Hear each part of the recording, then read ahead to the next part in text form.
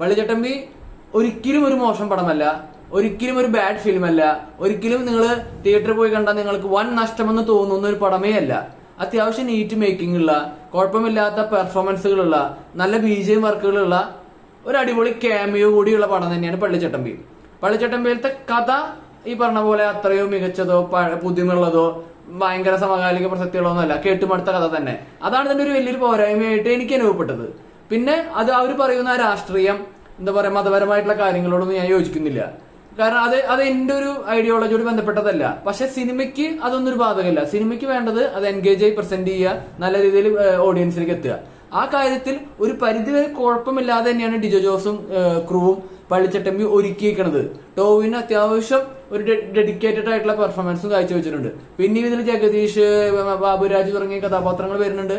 കയതു ലോഹറാണ് നായിക. കുഴപ്പമില്ലാത്ത റോളുകൾ എല്ലാവർക്കും ഉണ്ട്. ആരും ഭയങ്കര സംഭവമല്ല, ആരും ഭയങ്കര മോശമല്ല. ഞാൻ പറഞ്ഞു ഒരു ഡീസന്റ്, നേരത്തെ പറഞ്ഞ പോലെ തന്നെ ഒരിക്കലും ഒരു വേർസ്റ്റ് ഫിലിം എന്ന ലേബൽ കൊടുത്ത് പടം അട്ടർ ഫ്ലോപ്പ് ആവേണ്ട ഒരു പടമാണെന്ന് എനിക്ക് തോന്നുന്നില്ല. പിന്നെ ഞാൻ അതിനിടയിൽ പറഞ്ഞ പോലെ ഇതിലൊരു ക്യാമിയോ ഉണ്ട്, അടിപൊളി ക്യാമിയോ ആണ്.